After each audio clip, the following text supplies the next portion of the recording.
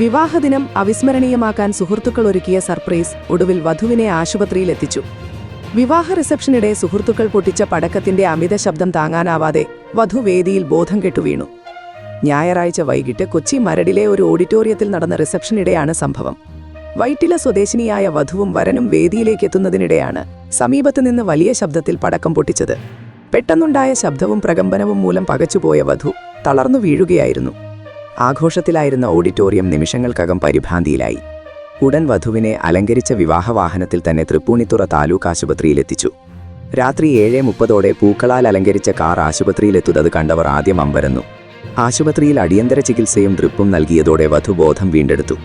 ആരോഗ്യനില സാധാരണമായതോടെ പിന്നീട് വരനോടൊപ്പം വീണ്ടും റിസപ്ഷൻ ഹാളിലേക്ക് മടങ്ങി ചടങ്ങുകൾ പൂർത്തിയാക്കി. എന്നാൽ സുഹൃത്തുക്കളുടെ ഈ സർപ്രൈസ് നവദമ്പതികൾക്ക് മറക്കാനാവാത്ത അനുഭവമായി മാറി. കൂടുതൽ വാർത്തകൾക്കായി താഴെ കൊടുത്ത ലിങ്കിലൂടെയോ ഫോൺ നമ്പറിലൂടെയോ എൻ്റെ നാട് വാർത്താ വാട്സാപ്പ് ഗ്രൂപ്പിൽ ജോയിൻ ചെയ്യുക. 8129622842